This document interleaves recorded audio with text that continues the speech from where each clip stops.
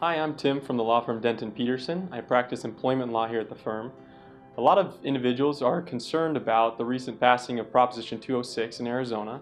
Proposition 206 increases the minimum wage for employees starting in January 1st, 2017 to $10 an hour. And in January 1st, 2018 it goes to $10.50 an hour. January 1st, 2019 it goes to $11 an hour. And then it makes a full dollar jump in 2020, January 1st, by going to $12 an hour.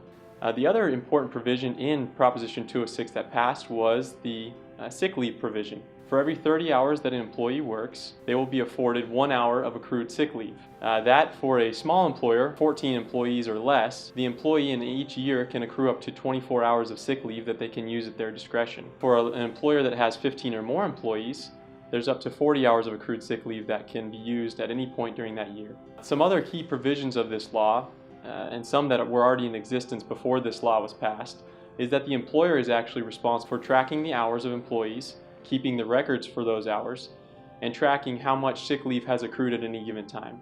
If an employer chooses not to follow the minimum wage or the sick leave provisions, the statute is pretty clear on the damages. There's a double damage penalty for any unpaid minimum wage that has taken place, and there's also interest that accrues, and probably the most frightening for a lot of people is there's an award of attorney's fees, automatic. For sick leave it's the same. This is part of the new provisions in the statute.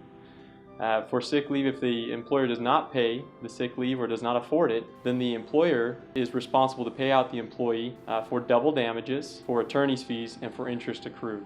For more specifics on what types of sick leave qualifies for this under this new law, the statute actually provides a pretty in-depth detailed log of how and when an employee can use sick leave.